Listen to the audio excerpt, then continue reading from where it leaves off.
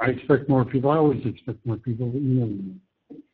So, okay.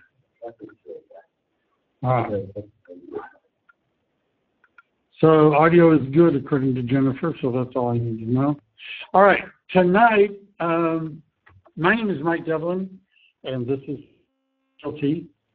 One of our business model involves careers worth having, businesses worth owning, and lives worth living. I'm going to talk a little bit more about what that means to us. And this is a career session, which is a free information session about real estate careers. I hope that's why you're here. In addition to talking about real estate careers specifically, we're going to talk about how to become a California real estate agent. And a little bit about my background. I've spent 25 years at another large company called Century 21. I know that seems hard to believe given my youthful appearance, but I started when I was only 9. I don't know. And so for 5 years, I was the director of training for Century 21 for Northern California, Northern Nevada. And 20 years, I was the vice president of the largest Century 21 group in Silicon Valley. And I've been at Keller Williams for about 3 years, just to give you a little bit about my background. And I have the same reaction that most of the people have that I know, which is they wish they had gone to Keller Williams a long time ago. The agenda, what we're going to really be covering tonight is one is why real estate, and that's also sort of like why now. If you're willing from your busy schedule to come to, well, something like this, all right? It's usually because you're looking for something new, something different, hopefully better in your business or professional life. And if you're, I assume that's why you're here. And so if you're looking for something different, why real estate? What are the advantages? What do you have to do to be successful? We're going to talk about that. We're also going to cover how to choose an office to affiliate with, because if you've decided you want to be in real estate, the next question is with whom. There are different kinds of real estate companies. They operate and structure differently, and we'll look at some of the important criteria that you would want to consider when picking one. And finally, how to get started. We're going to talk about what do you need to do to get a real estate license. How long does that process take, and how much does all of this cost? Does that sort of sound like what you came to hear? I hope so, because that's what I'm going to talk about anyhow. So starting off with the why real estate, I begin usually with some, just usually I'm going to do it now too, definition of terms. There's the term broker and salesperson. Those terms refer to specific kinds of real estate licenses. There's two kinds of real estate license. There's the broker's license and the salesperson's license. A salesperson can pretty much do everything a broker can do with two exceptions, right? There's only two differences really between being a broker and a salesperson. One is that if you have a broker's license, you can act independently. You don't have to work for any sales to work for brokers. Brokers don't have to work for brokers, although many of them do. The second thing you can do with a broker's license is you could brag about it, right? If somebody said, why should I hire you? Why shouldn't I hire him? You could say, oh, well, he's got the beginner's license. I've got the advanced license. And most people have no idea what you're talking about, nor do they care, right? You understand? It's, the rule to become a broker, however, is that you have to have, in addition to other things, 2 years full-time experience in real estate, or a 4-year college degree in real estate. For a while, they allowed any 4-year college degree to do, but that was kind of stupid, so they stopped doing it, right? At one point, if you had a 4-year degree in art history, they would let you go take the broker's exam, which didn't really make a lot of sense. So, yeah, I'm going to talk about how to become a salesperson, because unless you're already in the business, that's where you have to start. Then there's the word agent. An agent is someone who represents another person called the principal in dealings with other people that are called the third parties. So the reason I'm mentioning this is because I've been often asked the question, if I go through this process and get a real estate license and I want to buy a house, can I be my own agent? Technically, legally, the answer is no. Because technically and legally, an agent doesn't represent themselves, but represents somebody else.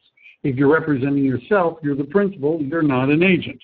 However, having said that, I also realize that that's not really the question they're asking me. The real question is, can I save money on the commission if I have a real estate license? Well, the answer to that is yes. right? But it's not because you're an agent. It's because you're a licensee. And the term licensee refers to brokers and salespeople. It just means somebody who's got a license. And then finally, there's the word realtor, and the word realtor is a copyrighted designation of the National Association of Realtors, which is a trade association, which is sort of like a union, right? Think of it, by the way, they hate it that I say this, right? But think of it like the Teamsters. Let's say you want to drive trucks commercially. Do you have to become a Teamster in order to do that? Well, the answer is no. What do you need? You need a commercial license. If you have the right license, you can drive trucks. Might you want to join the Teamsters? Might there be some jobs you wouldn't get otherwise, and benefits and training and things that they've got that you might want? Well, the same thing is true. The word there's no law that says you have to become a realtor. But if you're interested in selling residential real estate, 1 to 4 units, you're going to be a realtor, right? Because that gives you access to the multiple listing service, and it gives you access to the key that opens up homes when the owner's not there. Ways of holding a license: you can either work for a broker or you cannot work for a broker. Now, the reason I'm covering this, some of my slides people say, why is he talking about this, is I've been asked the question. Right. People will say, well, I think I want to get into real estate, but I really don't know for sure what I want to do. Maybe I want to work for a broker, maybe I don't want to work for a broker. I really don't. Should I figure all that before I get my license? And the answer is you can go get a license whether you figured it out or not. Because once you get a license, there's 2 ways of having it issued. One is if you're sponsored by a broker, and then that's called a working license, or not sponsored by a broker, which is a non-working license. Oh, however, a non-working real estate license is like, well, a non-working car, right? Your friends are over, they say, hey, I hear you got this car. You say, yeah, can you see it? Sure, can we go for a ride? No, we can't go for a ride. Why not? It's not a working car, right? So you're going to have a broker if you're going to do anything that requires a real estate license, but anybody can go and get a real estate license and renew it every 4 years for forever, right, without activating it. What can you do with a real estate license? You probably already know that if you have a real estate license, you can help people buy or sell residential real estate and get paid a commission, and the same is true for commercial. I've been asked a lot, people say, I don't want to sell homes. I don't want people riding around in my car and going to people's homes at night, and I just want to do commercial real estate. How do I get that license? And the answer is there's no such thing. There's just a real estate license. If you have a real estate license, you can do residential real estate, you can do commercial real estate, you can do loans. Not everybody who does loans needs a real estate license. The people working at Bank of America and Wells Fargo don't need a real estate license, but if you work for a mortgage company, you need a real estate license. And it has to be endorsed. It means you have to take another class and another test, and they give you this endorsement that says you're a mortgage loan originator, and now you can do loans. But the starting point is you have to get a real estate license. And property management, if people are paying you to rent property, manage property, and you don't own it and you don't live in it, you need to have a real estate license to be paid to manage it.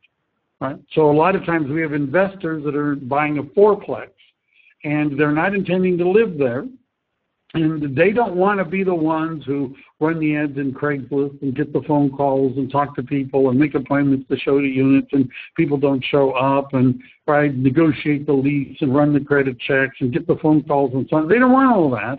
They just want to get a check every month, right? That's why and so real estate agents can manage property. It's all the same real estate license. I'm going to primarily talk about residential real estate. Why are people attracted to real estate careers? One of the big ones is freedom and independence. A long time ago, I admit it's getting to be longer and longer. A long time ago, I worked for a large company, and their system I always thought was kind of odd. It was kind of strange, because what they did is they told all of us what time we had to be at work each day. It was like they had some sort of a rule, right? Where everybody was supposed to show up at a particular time, right? And then they would let us know when we could go on break and when lunch was and how long lunch was, and they told us when we could go home.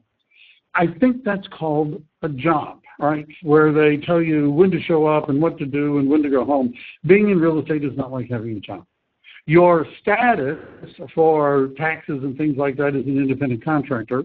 I would say you're a business owner more than anything else. And in fact, the relationship that the office has to our associates is more like a business advisor or business consultant to a business owner than it is an employer-employee relationship. You understand, we're not going to call you at 10 in the morning and say, hey, where are you, right? You understand, it's not that kind of relationship. Now, this, by the way, is probably the biggest disadvantage to real estate careers. I have a friend that I remember asking him one time, I said, how long have you worked at this company? And he said, ever since they threatened to fire me. That's when he started working for them, right? Have you ever known people like that? They work just enough so they don't get fired, right? And then the company pays them just enough so they don't quit, right? Isn't it? And they work out the sort of sick relationship. Well, to say it plainly, real estate is a commission-only, non-salaried profession, which means that it can be a high-paying, hard job, but a very low-paying, easy one. You have to have self-motivation, self-discipline. You have to get up and go to work, right? But freedom and independence is something that attracts people that have always wanted to have their own business or have had businesses. Somebody with a little business acumen are the ones that usually do best in the real estate business.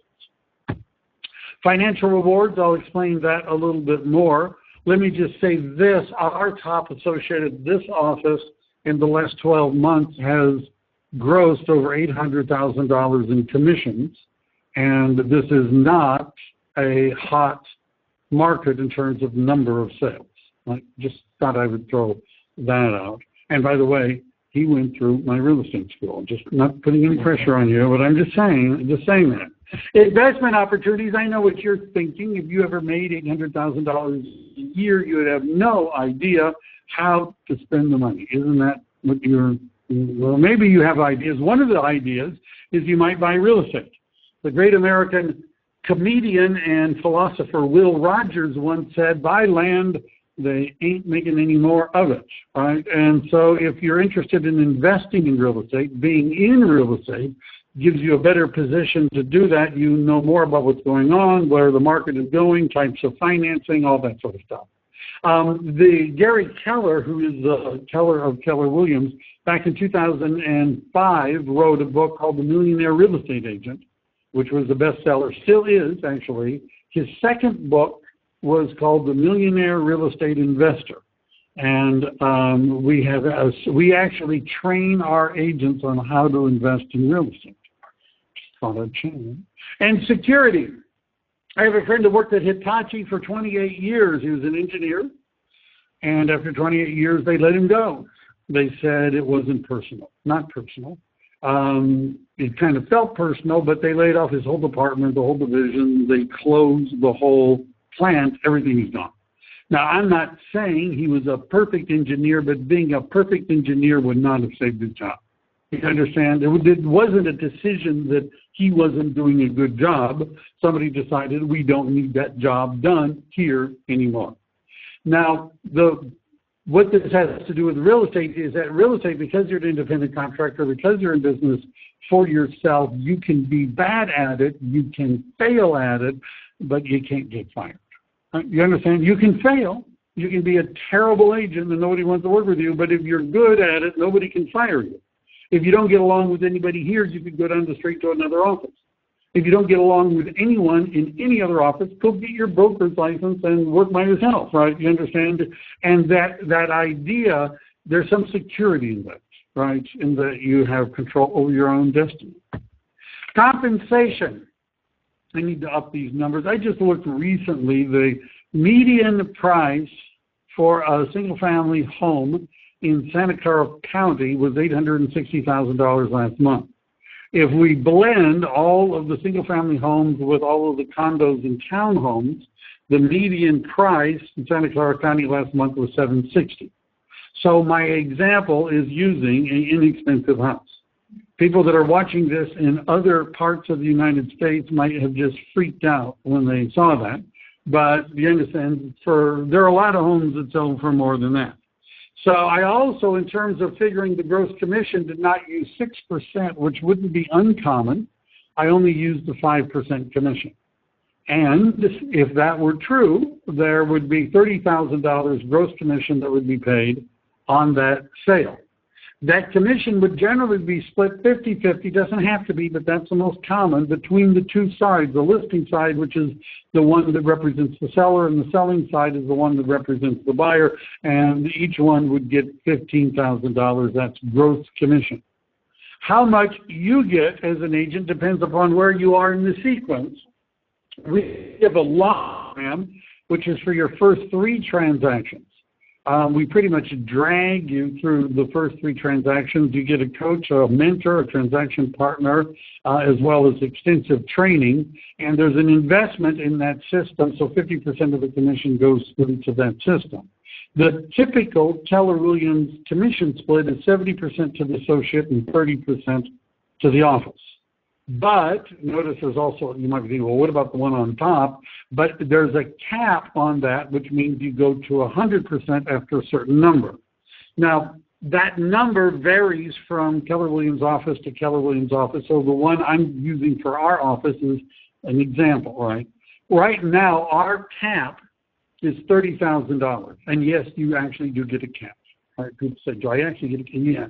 So what that means is that when the office has received $30,000, you don't owe any more money for the rest of that year. So what that would mean is that $100,000 gross commissions, 30 would come to the office at 30%.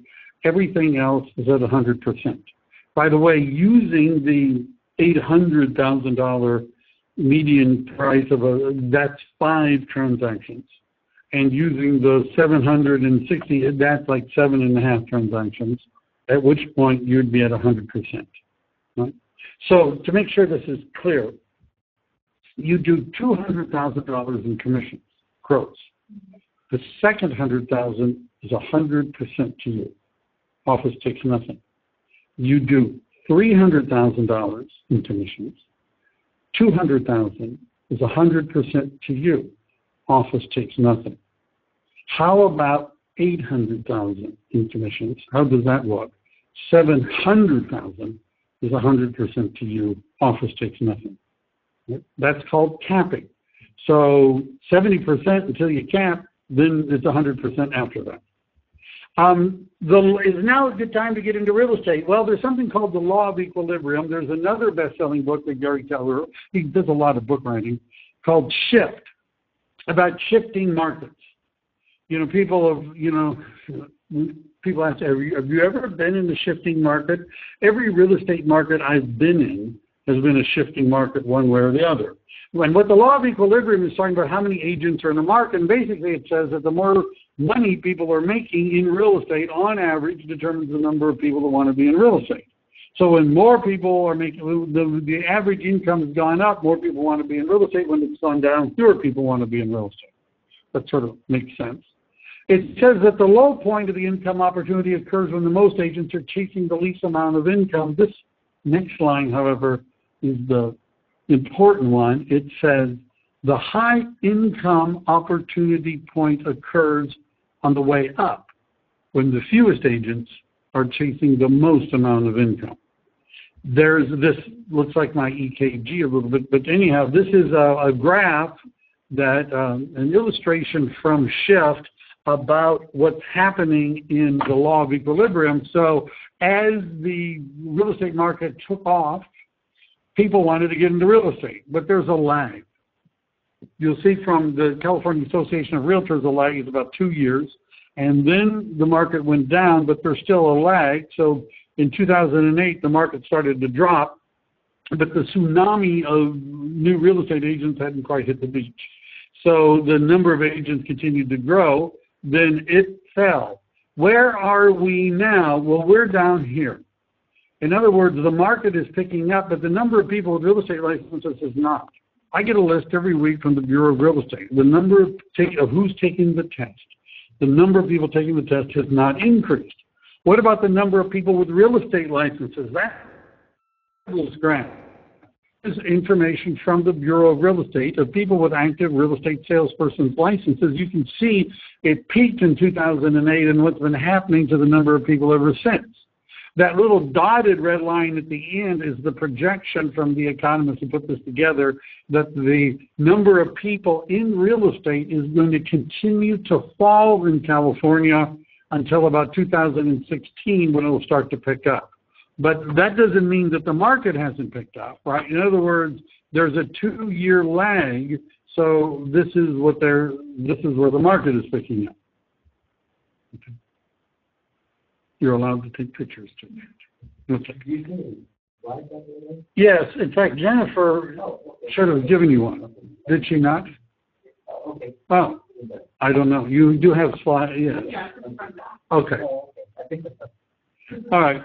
So this graph is from the California Association of Realtors showing membership versus home sales. And although this is a little more, it's not as smooth as the graph I had, you'll see here where in 2006, look at what happened starting in 2007 to home sales. But notice the number of people getting their real estate license kept going, right? Just like it said in the law of equilibrium, then it started to go down. And you can see now where we are. This is a couple of years back, but this is the most recent that they have. You can see that sales are going up. The number of people with licenses is still going down. What I'm saying is it's better to get into the business when it has been down and is picking up than to get into the business when it's been up and slowing down, right? Now, people that are professional and are working the business make money in either a climate, but you understand there's a group that moves in and a group that moves out. I've been through a few of these cycles. Now is a good time to get into real estate. To give you an example, back during this boom in the 2002, 2003, the office I worked at was right next door to this one, and we had a training room almost this size. And pretty soon I had to stop doing these sessions in the room because there wasn't enough room for the people. So it was the Pruneyard Inn at the time, which is the hotel across the street. I moved my sessions there until their largest room didn't accommodate me anymore. And then I went to the Westin Hotel because I would have 160 to 80 people coming twice every other week to one of my career sessions. Now, for those of you that are online, you can't really see this, but we're a little short of the 160 people for the session. Right, do you understand? You don't want to wait until the room is filled with people to get your real estate license, right? But that's probably going to happen. 75%, some facts of all people who get into real estate drop out in 18 months. Says who? The National Association of Realtors. How do they know? Because they stop paying their dues, right? They know who, it's probably not early retirement. At our system, we know that over 70% of the people that begin with us are still in production. Basically, most people in real estate that get started fail. Just saying that. But most people who start at Keller Williams don't fail. They succeed. It's also estimated that 60 to 70% of all the transactions closed 5 years from now are going to be handled by agents that are not licensed today. Right? So the idea is that it's not, there's room for new people. How to choose an office to affiliate with. Gary, we have what we call a shared vision. In our training room on our wall, we have the W4C22TS belief system. Our mission, vision, and value statement is on the wall. We actually have a culture, and we believe that our agents have really a shared culture, a shared vision.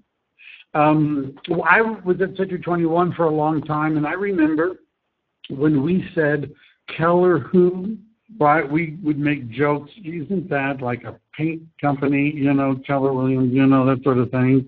In 2010, Keller Williams passed Century 21 to be the second largest real estate organization in the United States. And in 2013, we passed Coldwell Banker to be the largest, we're the largest residential real estate organization in either and together Canada and the United States. We're the largest in Canada and we're the largest in the United States, something that a lot of people don't understand because we don't spend money promoting it.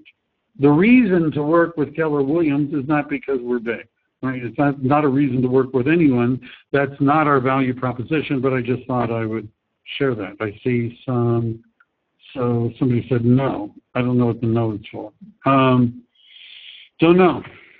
So, while we were growing, this is from Real Trends, the top 500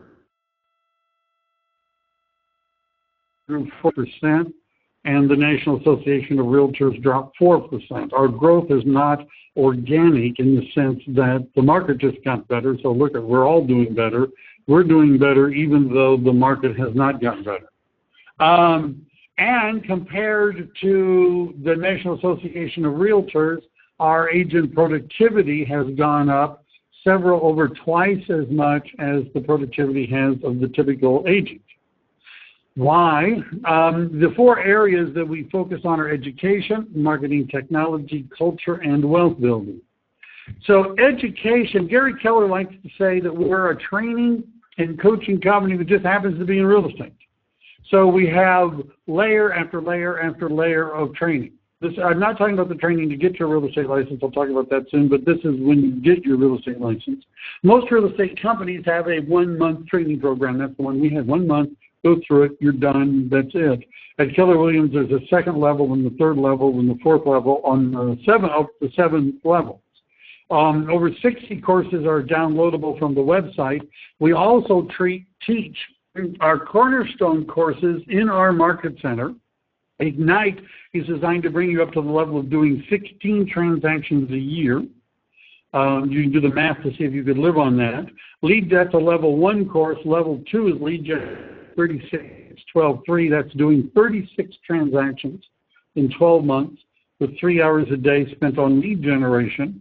And the level 3 courses are buyer and seller mastery, all of which are taught in our market center at no charge to our associates.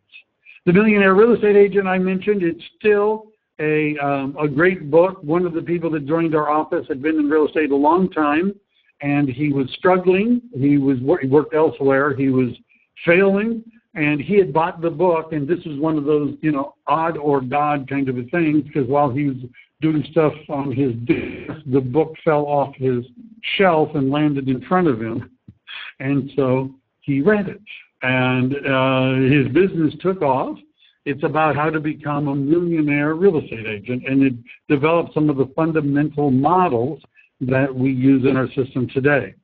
The most recent book that Gary Keller wrote that's a bestseller is called The One Thing. It's not it's not a real estate book.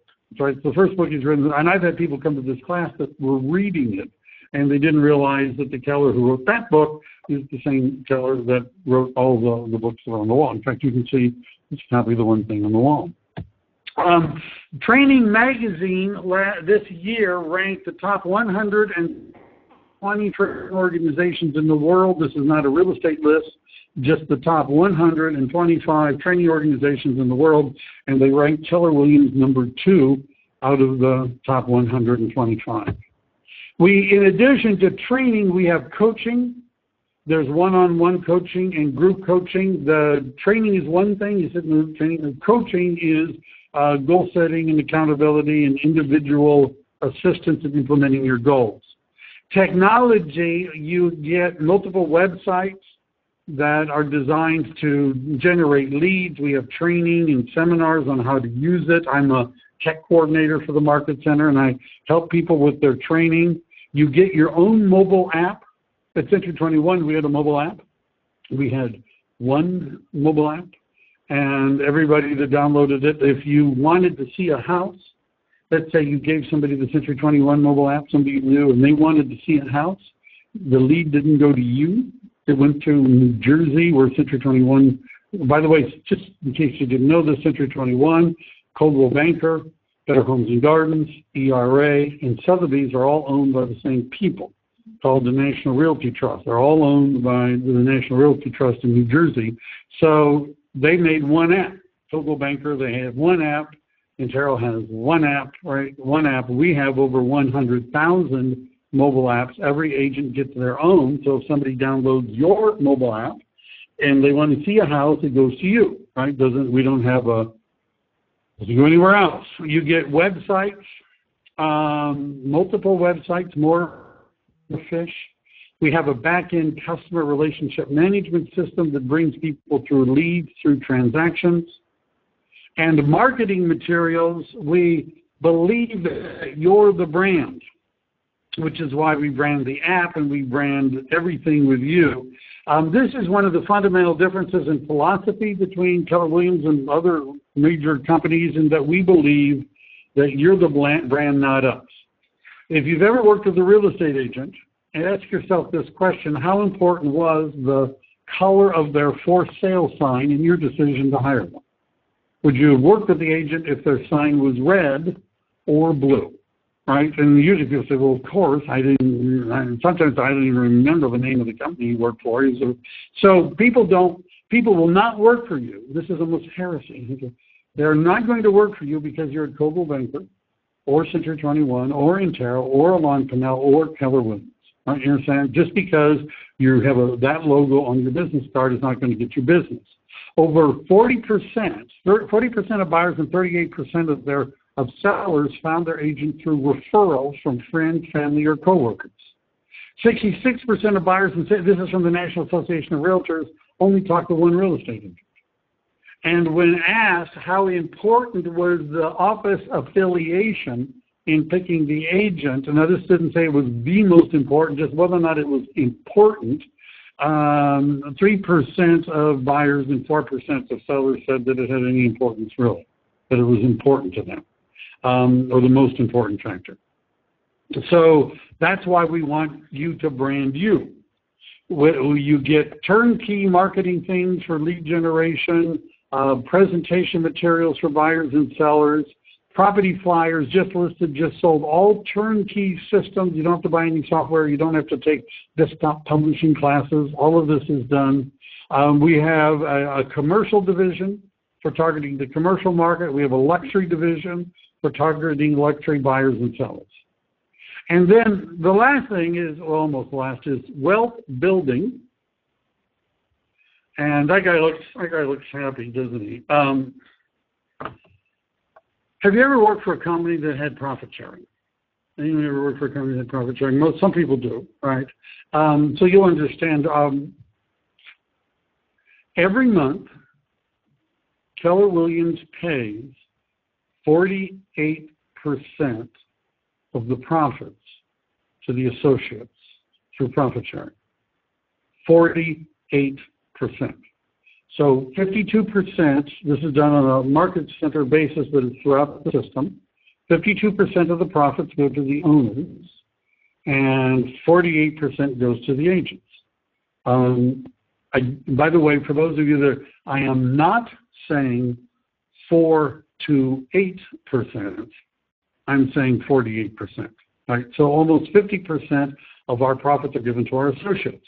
Now, the Century 21 group I worked for, the owner's role was something like an emperor, and he lived in the gated community in San Martin with a lake, literally, right, and vineyards around and all that sort of stuff. But the reality is that the only assets an office has are the people that work there. Understand, we don't build stuff. Right? You understand? We don't have patented ideas. If all of our people left, then all we would have are liabilities.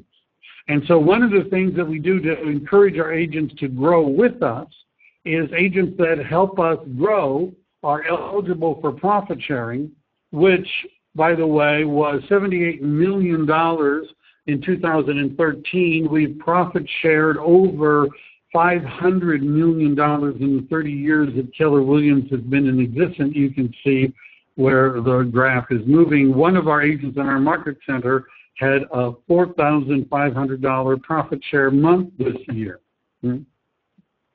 Which is, and so after 3 years you vest in the profit sharing, which means you continue to get it whether you're here or not.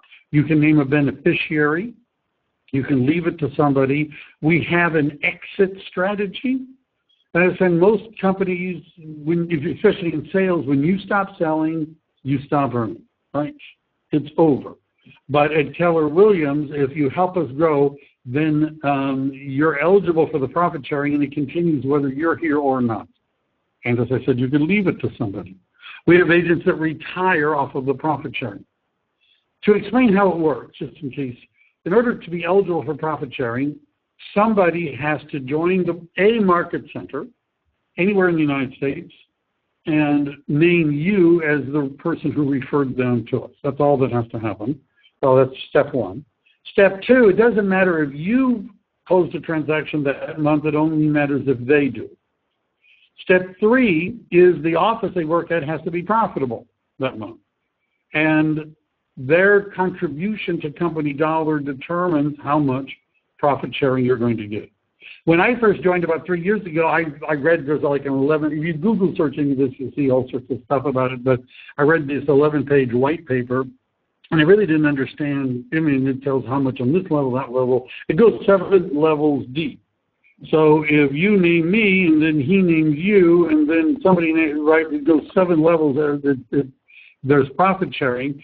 And so I had a person who came with me from Century 21, and she sold a $700 and something thousand house up in the hills, and I got $285 in profit share from that. I was like, wow, because I'd recruited a lot of people in the past for anything, right? You know, so that's something that's unique to Keller Williams, right? And culture, if you were to corner people in the office and ask them, why are you here?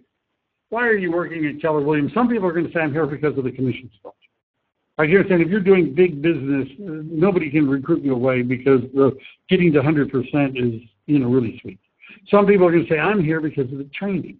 Right? I wanted to go to an office that had lots of training, and everybody in Keller Williams was the best training, so I'm here. Some people are going to say profit share. I'm here because I like the idea that I can help build the office, and I can have actually an ownership interest really in the office and be part of the profit. That's a bunch of people would say we're here because of the culture. Right? We're here because of the people. We're here because of the way people treat each other. A fundamental commitment to building careers, businesses, and lives. Included in that, part of this is we have no secrets. People that work here can get a copy of our office financials. Do you understand? With profit share, we have to be transparent because how do you know we're not cheating you? So a copy of our profit and loss statement. We have an ALC, which stands for the Associate Leadership Council, which participates in the decision-making of the office. They're like a board of directors. We can't just move the office without their say-so. We can't buy stuff without their say-so. And that brings about business accountability. We also have Community Day called Red Day. We have a wellness program for our own agents. This is where, you know, we talk about lives worth living. We actually have wellness ambassadors and a wellness program for our own associates. How to get started? Well, in order to get a real estate license, you have to be 18 years of age or older. You have to prove you're in the United States legally, and you can't be convicted too often of certain crimes. That's what it is. The process is you have to complete 3 college-level courses. You have to pass a salesperson's exam, and then you have to apply to get a license. Those are 3 steps. To apply to take the exam, you have to complete a form and mail it with your transcripts and a minimum of $60 to the California Department or Bureau of Real Estate. Yes, they mean mail it. There's no way to sign up for the test online. They're a little backward. And then you have to wait at least 6 weeks before you can get a test taken. Before you can do this, you have to take 3 college-level courses. One is real estate principles, one is real estate practice, and the third is an elective.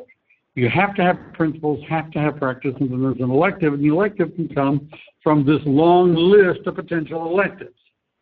And the only 3 classes that are here that you might probably have taken are accounting, economics, and business law. Right? If you've ever taken them from a junior college or better and you can get your hands on a copy of the final transcript, you completed the 3rd course. But you still have to have real estate principles and real estate practice. So where would you go to get those 3 college-level courses? You could go to college. Very few people actually do that. And that's because it takes a long time and it isn't cheap. Most people, and the program that we use is our college-level course component is done online.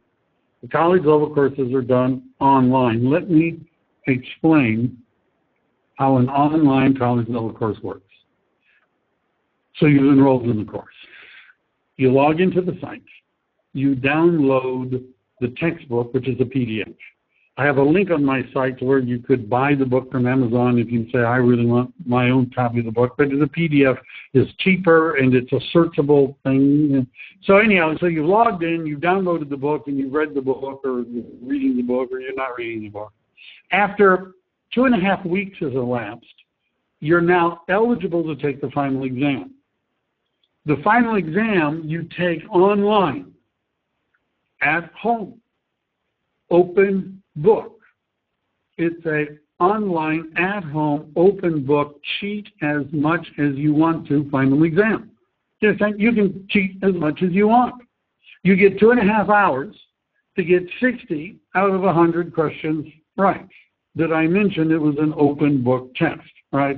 So if I gave you the book, right now, if I just gave you the book, logged you in, and gave you 2.5 hours, you could find 60 answers in the book, right? You understand? Just because there's an index in the book. And of course, if it's a PDF and you know how to search a PDF document, right, you could probably find what you're looking for rather quickly. So this is not the hard part of getting a real estate license.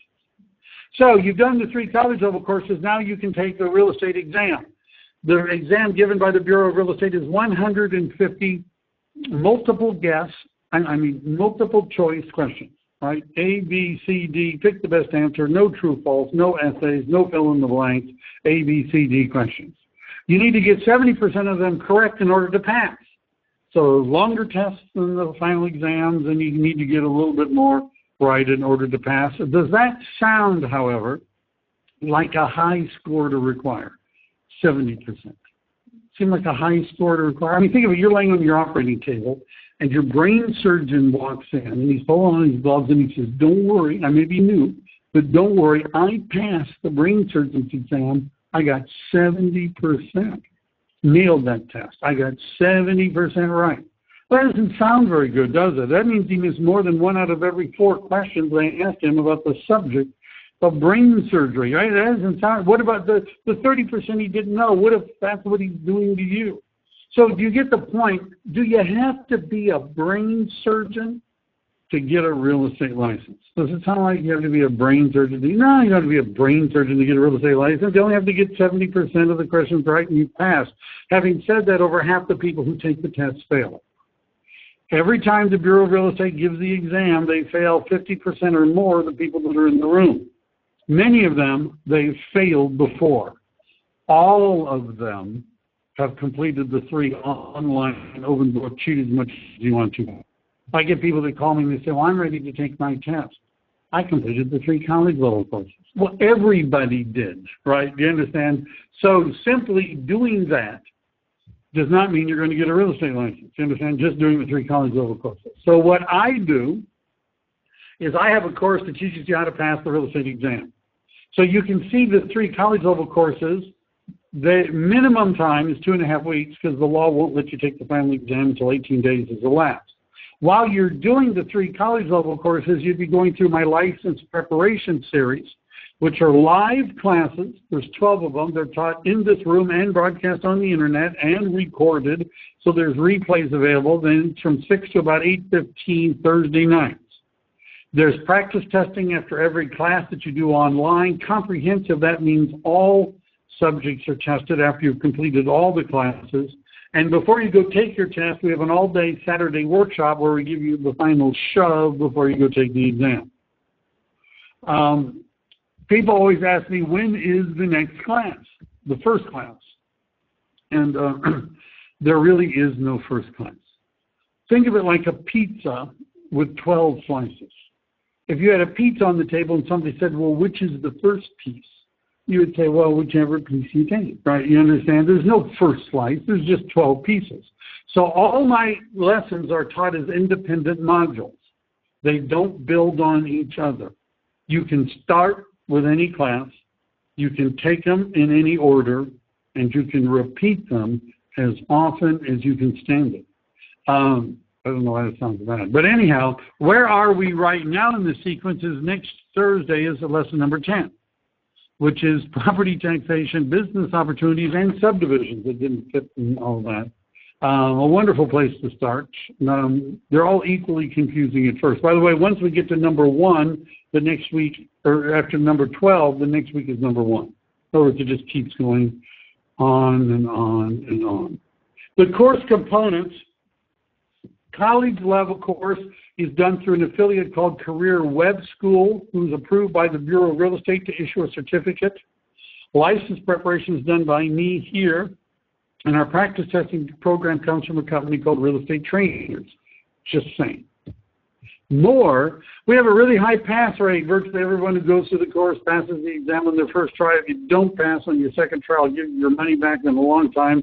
Since anybody got their money back because they couldn't pass the test, I encourage you to come and sit through a class. There's no cost or obligation. As our guest, you can see if you like it or not. If you come to our school, you're not obligated to work for Keller Williams, and I guess we're not obligated to hire you either. However, frankly, that's why we're doing it.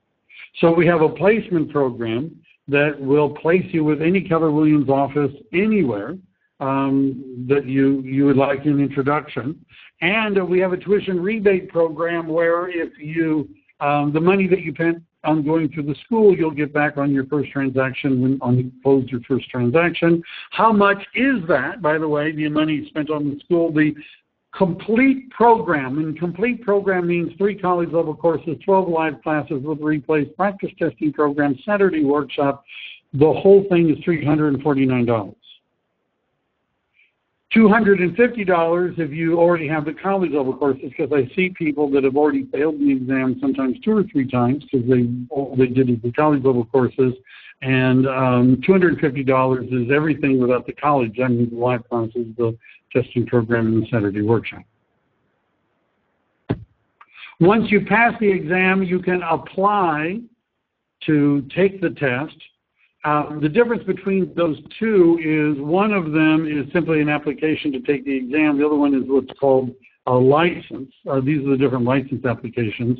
It's $245 to have your license issued. You have to give them fingerprints, them being the Bureau of Real Estate that goes through the Department of Justice. And you have to submit proof that you're in the United States legally. There's a long list of things they accept. This is the beginning to end. How much is it going to cost to get into real estate? Including $349 for the classes, $60 to take the test. There's a fingerprint processing fee that goes to the Department of Justice for $49. You have to get your fingerprints taken. That number varies how much. It sometimes is a little more, sometimes a little less. 25 is about average. This is $245. Then none of this is done, this is all done over time, right? You don't do this all at once. Joining the Association of Realtors, the amount that costs varies by month because it's prorated in a calendar year, so I picked sort of like a mid-month to see what would it cost. Joining the multiple listing service is $200, and we have a bunch of materials that we give you when you start, plus setting up the websites and all that, which is a market center fee of $125, so $1,653 is roughly your investment to get into real estate. That's just to get in. Well, the only thing on this, there's 2 parts of this that would repeat. The Association of Realtors is an annual amount, and it's probably higher than that. And the licensing fee is good for 4 years. So every 4 years you have to renew your license, and every year you have to renew your membership in the association. How much a month? The multiple listing service, although they charge $200 as an initiation fee, time fee, they charge $54 a month for access to the system. Our websites, mobile apps, customer relationship management, marketing material system, there's a $70 a month fee. Errors and omissions insurance is like malpractice insurance that covers if something goes wrong and you get sued. And so you're looking at about $224 a month once you're in the business. Okay? And so that's my contact information. If you would like to know more, and I can't imagine what more you'd like to know, but if you'd like to know more, you can contact me, and I'll set up a time where we could meet individually. If you're saying, I don't need to know more, I want to just sign up right now, my website is dreclass.com, and that stands for Department of Real Estate. I know they changed their name to the Bureau of Real Estate. I also own dreclass.com, and so it goes to the same spot. So you'd go down here. By the way, if you wanted to check out a guest lesson, you'd click on that button, fill out the form. You'll be registered for the next guest lesson. If you want to watch a demo, you can watch a demo. If you want to sign up, you click on the sign up button. There's two parts to signing up, although you might not think this is confusing. I made a video on how to sign up. So why is there two parts? Well, because some people don't need the college level courses and some people do. So $250 is for everything except for the college level, and the college level is down here where there's a link that says click here, sales pre-license. And this takes you to Career Web School, which is our partner in the college level courses, and you only want the basic course. You do not want the Works of the Works Deluxe. You do not want the Works of the Works Deluxe. You'll notice that they talk about a national exam preparation guide. Many companies that you could buy material from use a national exam materials. California does not use the national exam. There is a national exam that most states use. You'll be shocked, I think, to hear that California does not participate in the program most states use. You only want the basic California $99 course. That's all you want. Click on it, and you've signed up for Career Web Schools, and you can get started right away. To sign up for the live classes, you click on the other link, and the practice testing and the Saturday workshop. That's $250. You create a profile. All of the videos are already on the site. So it unlocks right away once you've paid, and you can start watching videos. If you wanted to watch the videos, you'd have access to the material. And so you create a username and password, and you put in who referred you, if somebody did, and your phone number. And many times, especially in what's been happening lately, people will say, well, who's getting my credit card information? And my merchant account is with a small company down the street from us called PayPal. And that doesn't mean you have to use PayPal. I have a business account with PayPal. You could use PayPal. You could use a Visa, MasterCard, a Discover, or an American Express. But when you click on Checkout Now, where your sent is to PayPal, I don't have, you understand, that's where you go. And so the answer to who gets my credit card information, the answer is PayPal, and they might already have it. But, all right, so I seem to have run out. Is there any questions that anybody has? Is there any benefit of coming to a class to listen to the full modules, or is it just going online and watching and on YouTube? The question for those of you online, is there any value in coming to the live classes or just watching the videos? Some people like the live classes. I've had people that never came to one live class, never watched one broadcast, because they're all there and they would just watch them when they wanted to and went through the course. Some people, that's fine. Other people like the idea that every Thursday there's a class and there's a schedule and they can come and they can follow it. Some people like the fact that there's other people. Misery loves company. Anyhow, some people like that. So not everybody is into webinars. Not everybody is into watching, recording, and so it's up to you. But the content is the same, right? And the principle of the practice, the open book, she didn't mention you on. Is there any benefit to actually learning that stuff? So the question is there any benefit to learning that stuff theoretically? So let's say you wanted to be a captain of a boat. Is there any value in studying the history of seamanship and the theories of boat building, right? You know, now It might make you more entertaining at a cocktail party, but does it actually have a lot to do with your being on the boat? And the answer is no. So getting a real estate license is a lot like getting a fishing license, in that the license doesn't catch fish. And the Bureau of Real Estate does not ask practical questions. They don't ask questions about the real contract that we use. They don't have you fill them out. They don't ask practical questions.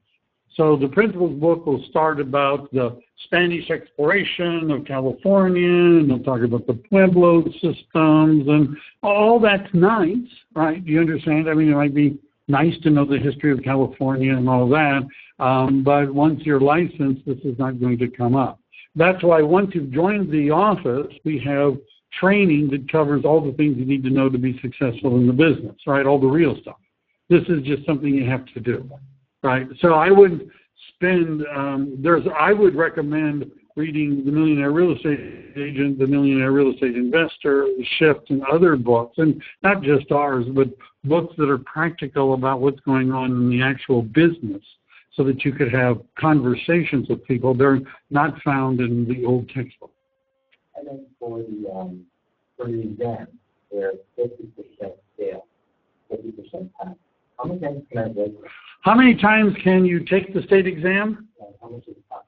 It costs, it drops off and then it goes back to $60. So it goes down to like 40 or 30, I forget what the number is, to retest, and then it goes back to 60. And you can take it an unlimited number of times. And it's always the same question. It's not always the same question. They have a bunch of questions and a bunch of different tests, which they move around. Right? If there was only one test, we would know. But yeah, you don't. You'll get different. You'll get different. Is that one open book? Which one? State exam is not open book. What? Yeah. First of all, Jennifer will be sending you, those who are online, a PDF of the slides. And Oliver asked the question, is there any problems with going to a closer Keller Williams office? The answer is no. In fact, I have people in Massachusetts, Louisiana, Chico, Burlingame, and Southern California that have gone through the course. So you'd be placed with a Keller Williams office that was convenient with you. And do they all have the same type of training? I'm the only one that's doing these classes for taking, but the other Keller Williams are going to have Ignite, they're going to have Buyer and Seller Mastery, Lead Generation, and the other courses that I went over. Those are pretty much standard throughout the system. Any other? Oh, I was just going to ask, how long do you have to wait if you fail the state exam? How long do you have to wait if you fail the state exam? That's not an optimistic, but the answer is they tell you immediately whether or not you passed or failed the test, and you can sometimes be taking it in like the next week. And so for those of you that are online, if you just hold a second, I'll give you a copy of the handout. And just a second, but more questions? And is it true, I heard that if you pass, they don't tell you what you scored, because passing is passing, but if you fail, they will tell you how many minutes? Right. The question for those of you that are online was, if you passed, they don't tell you the score, but if you failed, they do. That is a true statement. I've heard real estate agents say, I got 95% on the state exam. They have no way of knowing, right? If you pass, they only tell you that you passed. If you fail, they'll tell you what your score is, and they'll break it down into subsections so that you'll have an idea of, Well,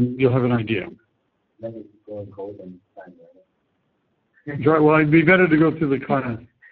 Are there set exam dates in California, or can you take it any time once you've waited the 6 weeks? Basically, they give them at 5 different locations throughout the state, and they're on set days. And so what you would want to do is you get to pick the date that you want, essentially. And so what will happen is you send in all your forms, and then they will tell you that you're eligible, and so then when you're eligible,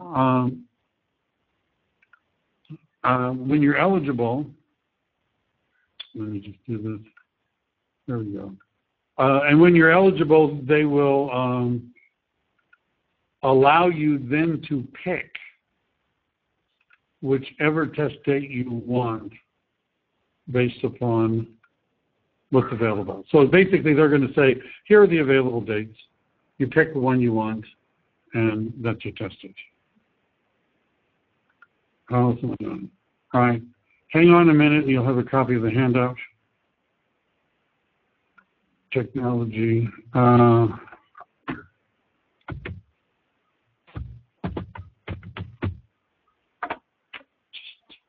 Going slow. So in the classes, you say like how to get started as a user, because you're coming in that you got the differentiate result there. And how do you compete into the thing that everyone will gravitate to? The question for those of you online is, how do you compete against experienced agents? It's not as hard as you would think. Some of them, and most, as we said, so I'm pasting in, by the way, a link to where you can get a copy of the handout. That's what Ignite does, and that's what our other courses, that's the whole focus of them. Right. Okay, so that's a copy of the link to the handout. So everybody now has it, and we'll be sending you a copy of the video and the link to the handout for those of you, whether you want it or not, really, we're going to send it to you. All right. Any other questions? Two more. Seeing that you talked about the end, the business and technology, the areas of the things that every month? Yes. Okay. $224 is pretty much every month. Okay. You can get a running start. In other words, you can not start that for the first few months. Okay. All right. And the other question is there an actual fee? How does it work? Like if you started working here, like in the office, like is there like have a space here, or like you would be given access to? We have shared work areas, so that we don't have to pay working here, okay. Right? We do have some sections set aside that people pay for, okay, that they want to use, but the top agent doesn't pay for a space. Okay. The number 2 agent doesn't pay for a space. Number 3 does. Number 4 doesn't. So there's no connection between having a space necessarily. But we have workspaces that are available for you to use on a drop-in basis. All right? So did everybody get a copy of the link online to download the handouts? I'm doing it again just in case. So that's all I've got for tonight. What you ought to do is come sit through a class. If you want more information, contact me, and I'd be happy to make an appointment to talk to you one-on-one. That's it. Thank you for coming.